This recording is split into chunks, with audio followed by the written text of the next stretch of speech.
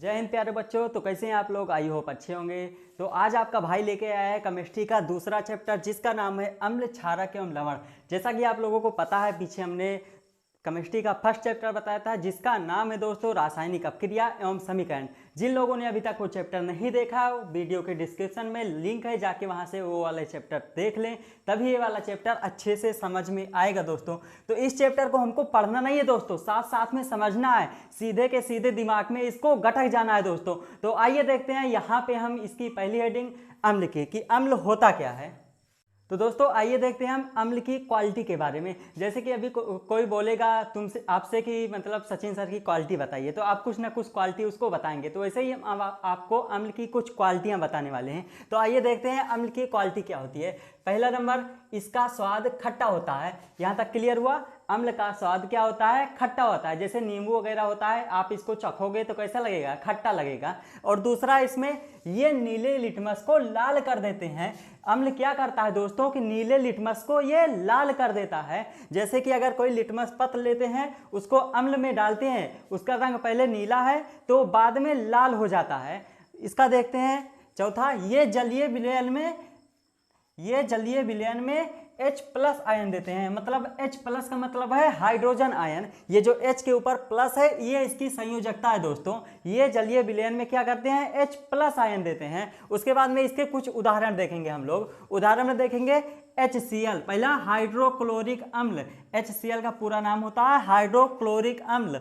और दूसरा है H2SO4, इसको बोलते हैं दोस्तों सल्फ्यूरिक अम्ल। उसके बाद में है CH3COOH एसिटिक अम्ल। इसी को दोस्तों हम लोग सिरका भी बोल सकते हैं। उसके बाद में देखते हैं अगला C6H8O7 ये होता है हमारा सिट्रिक अम्ल। सिट्रिक अम्ल दोस्तों जो होता है, ये हमारे खट्टे फलों में पाया जाता है। तो आइए हम कुछ पदार्थ देखते हैं जिनमें कि मतलब कौन कौन सा अम्ल पाया जाता है। तो दोस्तों आइए देखते हैं किस पदार्थ में कौन सा अम्ल पाया जाता है। तो अब पहला है हमारा इमली। इमली में दोस्तों जो है टार्टरिक अम्ल पाया जाता है। उसके बाद में आता है सिरका। सिरका में बाबू पाया जाता है एसिटिक अम्ल। उसके बाद में तीसरा देखते हैं बिच्छू का डंक। दोस्तों बिच्छू के डंक में जो है वो पाया जाता है फार्मिक अम्ल, जिसको हम मेथेनोइक अम्ल भी बोलते हैं। उसके बाद में आता है दूध या दही। दोस्तों याद रखना, दूध और दही इन दोनों में ही लैक्टिक अम्ल पाया जाता है। उसके बाद में आता है नींबू। नींबू में दोस्तों पाया जाता है सिट्रिक अम्ल। उसके बाद में टमाटर। टमाटर देखेंगे, टमाटर में पाया जाता है हमारा ऑक्जेलिक अम्ल। उसके बाद में चींटी। चींटी के मतलब चींटी जब काटती है तो उसमें पाया जाता है फार्मिक अम्ल। उसके बाद में सेब देखते हैं दोस्तों, सेब में पाया जाता है मौलिक अम्ल। दोस्तों यहाँ तक क्लियर हुआ? एक बार फिर से देखेंगे। आइए देखते हैं। इमली में दोस्तों पाया जाता है टार्टरिक अम्ल। उसके बाद में सिरका में पाया जाता है एसिटिक अम्ल। बिच्छू का डंक, बिच्छू के डंक में दोस्तों पाया जाता है फार्मिक अम्ल। उसके बाद दूध और दही इन दोनों में पाया जाता है दोस्तों लैक्टिक अम्ल। उसके बाद में नींबू में पाया जाता है सिट्रिक अम्ल। टमाटर देखेंगे, टमाटर में पाया जाता है ऑक्जेलिक अम्ल। दोस्तों चींटी का डंक, चींटी मतलब चींटी काटती है तो उसमें क्या होता है हमारा फार्मिक अम्ल, उसमें भी होता है। उसके बाद में सेब में भी दोस्तों मौलिक अम्ल पाया जाता है। तो आइए हम आगे बढ़ते हैं। तो प्यारे बच्चों आइए देखते हैं सांद्र अम्ल किसको बोलते हैं और तन अम्ल किसको बोलते हैं। तो पहले हम देखेंगे सांद्र अम्ल किसको बोलते हैं।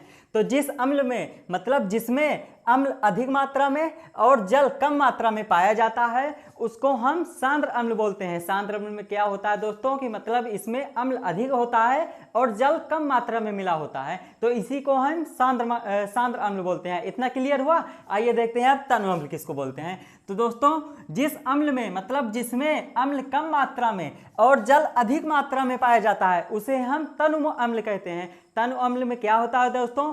तनु अम्ल में जल अधिक होता है और अम्ल कम होता है।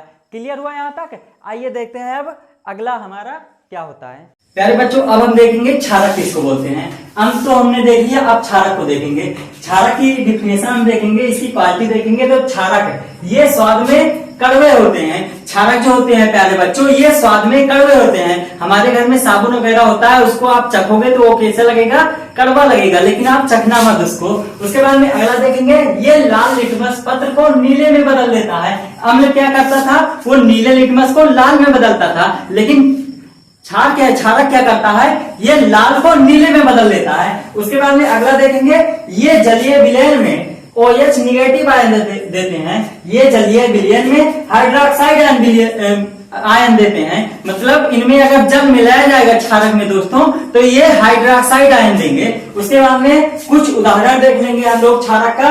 तो पहला आ जाता है NaOH को बोलते हैं सोडियम हाइड्रोक्साइड। उसके बाद में KOH, इसका नाम है पोटेशियम हाइड्रोक्साइड। उसके बाद में देखेंगे NH4OH, अमोनियम हाइड्रोक्साइड। दोस्तों ध्यान रखना, अगर यहाँ पे कहीं पे NH3 लिखा है, NH3 लिखा है, तो ये होता है हमारा अमोनिया। लेकिन अगर NH4 लिखा है तो ये अमोनियम है। NH3 जो है ये अमोनिया है और NH4 ये अमोनियम है। उसके बाद में दोस्तों हम लोग देखेंगे क्षार किसको बोलते हैं। दोस्तों अगर कोई हमसे मतलब क्षार की परिभाषा पूछता है तो हम क्या करते हैं, क्षारक की बताने लगते हैं। लेकिन ऐसा नहीं है दोस्तों, दोनों अलग अलग होते हैं। तो क्षार में क्या होता है दोस्तों, जल में घुलनशील क्षारक को क्षार बोलते हैं। मतलब जो क्षारक जल में घुलनशील होते हैं उनको ही क्षार बोलते हैं। जैसे हो गया साबुन हमारा।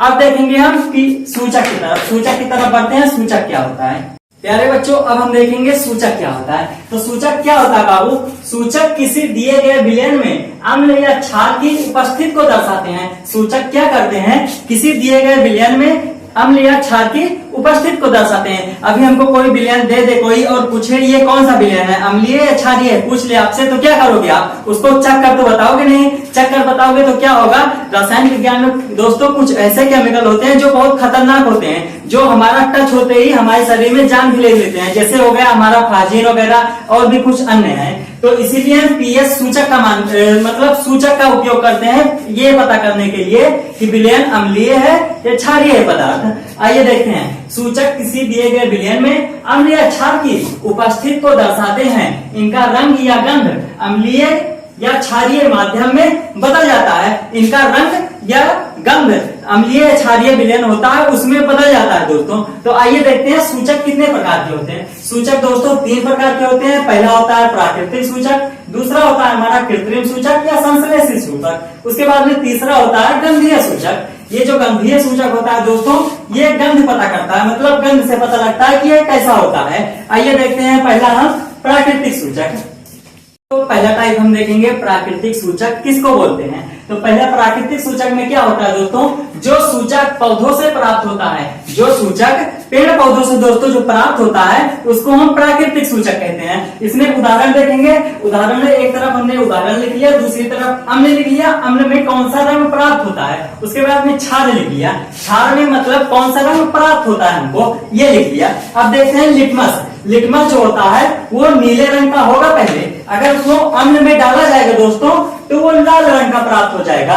उसके बाद में क्षार जो है, अगर क्षार में लिटमस को डाला जाएगा, लाल लिटमस को डाला जाएगा तो नीले रंग में प्राप्त हो जाएगा। उसके बाद में देखते हैं हल्दी दोस्तों, ये भी हमारा प्राकृतिक सूचक है एक प्रकार से। हल्दी में अगर अम्ल को डाला जाता है या हल्दी में अम्ल को डाला जाता है या अम्ल में हल्दी को डाला जाता है तो वो जो है उसका रंग कोई परिवर्तित नहीं होता, वो पीला का पीला ही रहता है। लेकिन अगर हल्दी और क्षार मतलब हल्दी और क्षार को एक में मिक्स कर दिया जाए, जैसे अगर कोई कपड़ा व्हाइट ले लो, उसमें कोई क्षारीय पदार्थ मतलब क्षार लगा दो और उसमें हल्दी लगाओ, मतलब या फिर ऐसे कर लो, घर में आप लोगों ने देखा होगा खाना वाना बनता है, अगर व्हाइट कोई कपड़ा ले लो और उसमें खाने का तेल मतलब पीला पीला तेल वगैरह हल्दी वल्दी लगा लो और उसको साबुन से धोओगे आप तो कुछ देर के लिए और लाल हो जाएगा। यही होता है हमारा, मतलब यही हमारा सूचक के रूप में बताता है कि क्षारीय है। जैसे कि अगर हमको मतलब हल्दी में क्षारीय पदार्थ मिलाएंगे तो वो लाल रंग का प्राप्त करेगा। तो ये तो हो गया हमारा प्राकृतिक सूचक। अब देखेंगे हम कृत्रिम सूचक किसको बोलते हैं। तो प्यारे बच्चों आइए देखते हैं आप कृत्रिम सूचक किसको बोलते हैं। तो दोस्तों कृत्रिम सूचक में क्या होता है कि वे सूचक जो रसायन द्वारा बनाए जाते हैं उन्हें कृत्रिम सूचक कहते हैं। जो सूचक रसायन द्वारा बनाए जाते हैं उनको कृत्रिम सूचक कहते हैं। तो आइए उदाहरण देख लेते हैं। उदाहरण में हमने यहाँ पे ले लिया, सूचक ले लिया और अम्ल में उनका रंग कैसा हो जाता है और क्षार में कैसा होता है। तो आइए देखते हैं। पहले लेते हैं फिनोफ्थिलीन। फिनोफ्थिलीन में अम्ल का रंग मतलब अपरिवर्तित रहता है दोस्तों, उसका रंग मतलब रंगहीन होता है, कोई परिवर्तन नहीं होता। लेकिन अगर क्षार में फिनोफ्थिलीन को डाल दिया जाए तो वो गुलाबी रंग का हो जाता है। जाता है। अगर क्षार में फिनोक्टिलीन को डाल दिया जाता है दोस्तों तो वो गुलाबी रंग का हो जाता है। उसके बाद में अब देखते हैं मेथिल ऑरेंज। मेथिल ऑरेंज ऐसा सूचक है जिसको अम्ल में डालने पर वो लाल रंग में परिवर्तित हो जाता है। मेथिल ऑरेंज को अगर अम्ल में डाला जाता है तो लाल रंग में परिवर्तित हो जाता है, लेकिन अगर उसको क्षार में डाला जाता है, क्षारक में, तो उसका रंग पीला हो जाता है दोस्तों। अब देखते हैं हम गंधीय सूचक किसको बोलते हैं।